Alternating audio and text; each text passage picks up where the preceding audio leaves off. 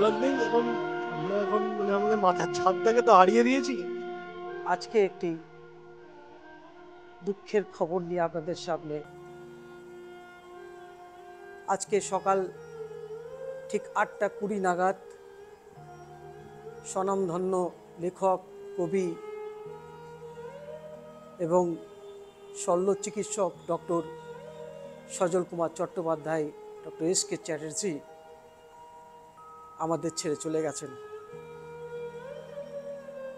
বেশ কিছুদিন ধরে দুরারোগ্য রোগ ক্যান্সারে আক্রান্ত ছিলেন, লাংস ক্যান্সার। তো আমার দুর্ভাগ্য, আমি স্যারের জীবনী নিয়ে কাজ করতে চেয়েছিলাম, কিন্তু স্যার সময়ও দিয়েছিলেন। ঠিক 2 থেকে 3 সপ্তাহ আগে সোমবার উনি আসতে বলেছিলেন, সোমবার, এবং আজকেও সেই সোমবার। সেই সোমবারে আমি এলে হয়তো ওনার জীবনী নিয়ে কিছু, ওনার সঙ্গে সাক্ষাৎকার, ওনার জীবনী নিয়ে কিছু জানতে পারতাম, কিন্তু আজ এই সোমবারে উনি নিশ্চুপ। Doctor S K. চট্টোপাধ্যায় যে উনি শুধু একজন শল্য চিকিৎসক ছিলেন তাই নয়, আমি আগেও বলেছি। উনি প্রচুর কবিতার বই, ওনার প্রচুর লেখা রয়েছে বিভিন্ন পত্র পত্রিকায়, এবং ওনার প্রচুর বইও বেরিয়েছে। কলকাতা বুক ফেয়ার থেকেও প্রচুর বই বেরিয়েছে। এবং এই সেই মানুষ, ডাক্তার হয়ে বিভিন্ন পর্বত শৃঙ্গ জয় করেছেন। এমন একজন মানুষকে আমরা আজ হারিয়ে ফেললাম। এবং দেখতে পাচ্ছেন ওনার যে গণমুগ্ধ যারা রয়েছেন একে একে আসছেন এবং মাল্যদান করছেন শেষ বিদায়ে, শেষ যাত্রায়। জন্ম 1939 সালে কলকাতার উপকণ্ঠে উত্তর 24 পরগনার গারুলিয়া গ্রামে। এই অঞ্চলের আর্থিক সঙ্গতি নির্ভর করত সাউথ শ্যামনগর জুট মিলের কর্মচারীদের উপার্জনের উপর। এখানকার প্রাথমিক ও মাধ্যমিক শিক্ষাও ছিল কারখানারই প্রদত্ত বিদ্যালয় ভবনে। ডক্টর সজল কুমার চট্টোপাধ্যায়ের বাবা ছিলেন এই বিদ্যালয়েরই প্রধান শিক্ষক। তৎকালীন সকল শিক্ষকদের মতোই তাঁরও বেতন যে ছিল কত কম তা অনুমান করা যায় না। সুতরাং ডক্টর এস.কে. চট্টোপাধ্যায় তার মাধ্যমিক ও উচ্চতর শিক্ষা নির্বাহ করতে হয়েছিল নিদারুণ কৃচ্ছ সাধনের মধ্য দিয়ে। তো এইরকম একজন মানুষ, তার যে লড়াই উনি সেই ছোটোবেলা থেকে করেছেন, এবং এমন একজন চিকিৎসক যিনি দিল্লি থেকে, এইমস থেকে উনি পাশ করা, এবং রানীগঞ্জের প্রথম ডাক্তার যিনি সার্জন হিসেবে এখানে এসেছিলেন। এবং দেখতে পাচ্ছেন গণমুগ্ধ ভক্ত যারা রয়েছেন তারা আসছেন, একে একে মাল্যদান করছেন। এবং আজকে মাইকেল মধুসূদন দত্ত, যে উনি রানীগঞ্জে এই বিশেশ্বর মালিয়ার বাগান বাড়িতে উনি যে আসতেন, রানীগঞ্জে এসেছিলেন, তার যে প্রমাণ উনি দিয়েছিলেন, এবং তারই উদ্যোগে, ডক্টর এস.কে. চট্টোপাধ্যায়ের উদ্যোগে কিন্তু এই রানীগঞ্জ শিয়ারশোলের এই রামবাগানে মাইকেল মধুসূদন দত্তের যে মূর্তি স্থাপনের সমস্ত কিছুই ডক্টর এস.কে. চট্টোপাধ্যায়ের হাত ধরে হয়েছে।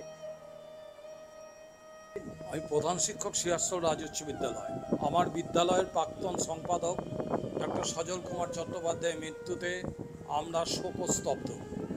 ডক্টর সজল চট্টোপাধ্যায় শিয়ারশোল রাজ উচ্চ বিদ্যালয়ের নজরুল যে কক্ষগুলোতে পড়েছিলেন সেই রুমগুলোকে পুনঃসংস্কার করে আজ যে বিদ্যালয়টি হেরিটেজ বিদ্যালয় হিসাবে পশ্চিমবঙ্গ সরকার ঘোষণা করেছে, এই সমস্ত কৃতিত্ব তার ছিল একটা কথাবার্তা, স্যার একটা জিনিসই তৈরি করুন, কোনো ছাত্র যেন স্কুল থেকে ফেল করে বাড়ি ফিরে না যায়, অর্থাৎ ড্রপ আউট যেন শূন্য হয়। তার একটাই কথা ছিল যে কোয়ালিটি অফ এডুকেশন, তার সঙ্গে যেন কোয়ান্টিটি অফ এডুকেশনটাই থাকে, কোয়ান্টিটি অফ এডুকেশনের সঙ্গে সঙ্গে কোয়ালিটি অফ এডুকেশন দরকার। এটাই কিন্তু তিনি বারবার বলেছিলেন। তার একটাই শুধু উদ্দেশ্য ছিল, সেটা হচ্ছে reduce the drop out and enhance the quality of education. এই আদর্শ নিয়েই তিনি শিয়ারশোল রাজ উচ্চ বিদ্যালয়ে প্রায় 7 বছর সম্পাদক হিসেবে কাজ করেছিলেন, এবং আমরা তার আন্ডারে কাজ করে আমরা খুবই গর্বিত, আনন্দিত। সম্বন্ধ হচ্ছে ইনি শুধু আমার দাদা ছিলেন না, শুধু দাদা নয়, তার সঙ্গে পরম বন্ধু বলতে যা বোঝায় তাই। সুখে দুঃখে সবসময় কি এনার। আমি রানীগঞ্জে এসেছি 1980-তে, তার অনেক আগেই উনি এসেছেন। উনি মারোয়ারি হসপিটালে ছিলেন, তারপরে তো ওইখানেই উনি প্র্যাকটিস করতেন। এবং সবথেকে বড় কথা, উনি আমার সিনিয়র হয়েও এবং খুবই বিদ্বান লোক হয়ে, এবং উনি যখন এসেছেন রানীগঞ্জে, তখন এইমস থেকে, all India institute of medical science, খুব নামকরা ইনস্টিটিউট, এখনও তাই দিল্লিতে, সেইখান থেকে উনি একমাত্র সার্জেন ছিলেন এই রানীগঞ্জে, যিনি প্রথম এসে রানীগঞ্জে বসেছিলেন।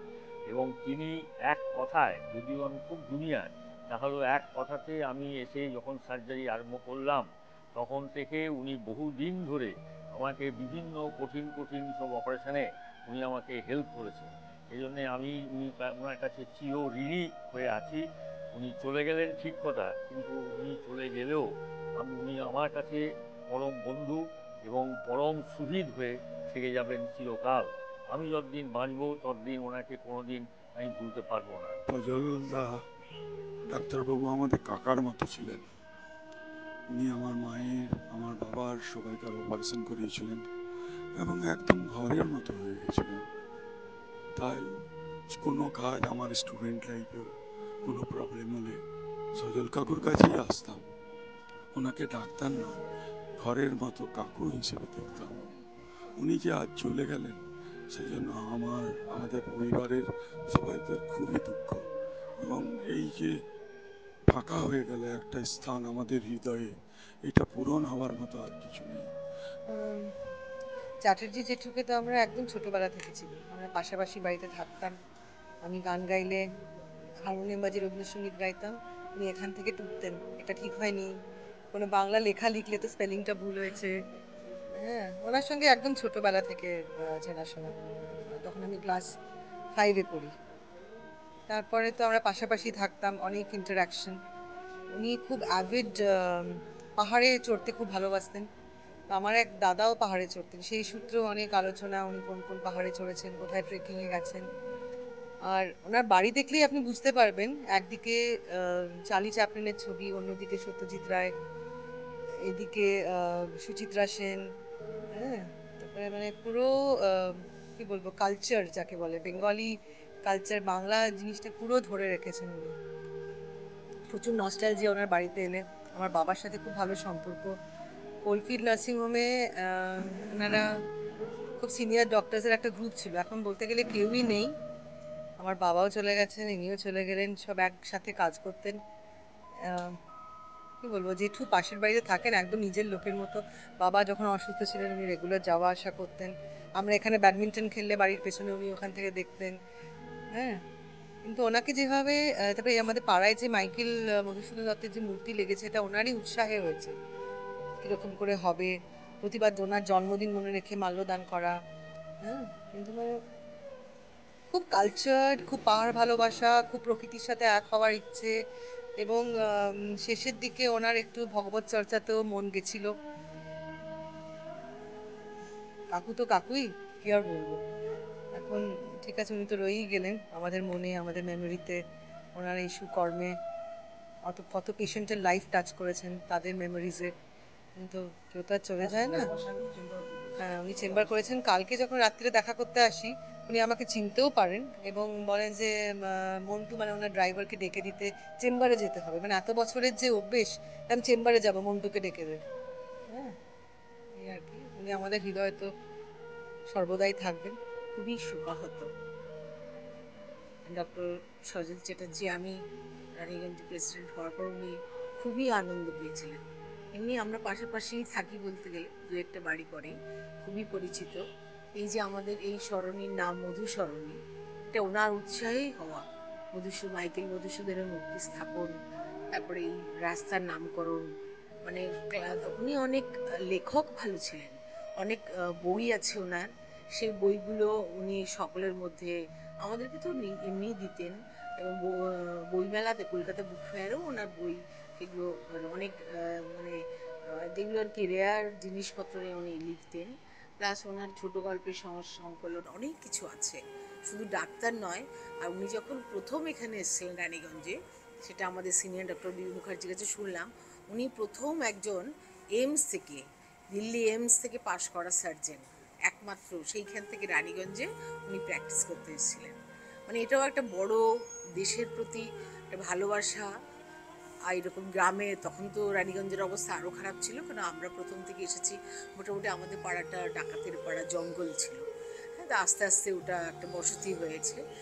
সেই অবস্থায় ওনারা এখানে এসেছেন, প্র্যাকটিস করেছেন এবং দাপটের সঙ্গে প্র্যাকটিস করেছেন।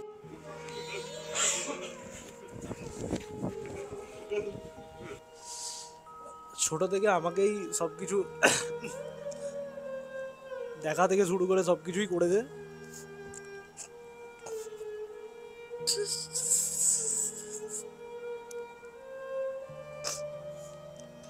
কি আর বলবো বলুন,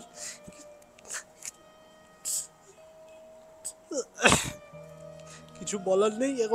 আমরা এখন মানে আমাদের মাথার ছাদটাকে তো হারিয়ে দিয়েছি, কিছু করার নেই। আমাদের সবারই মাথার ছাদ ছিল, লেখাপড়া করানো থেকে শুরু করে সব কিছুরই মানে আমি আজকে যা পড়াশুনো করেছি, যা করেছি সব এনারই জন্য, ঠিক আছে।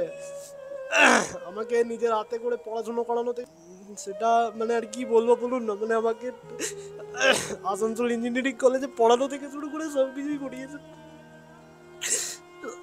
আর এর থেকে বেশি কিছু আমি বলতে পারছি না, বাস। স্যার চলে গেলেন, কিন্তু রেখে গেলেন অনেক কিছুই, প্রচুর লেখা বই। এবং স্যার হয়তো আমাদের মধ্যে নেই, আমাদের মনের মণিকোঠায় স্যার আজীবন বেঁচে থাকবেন। তুমি রবে নীরবে হৃদয়ে মম।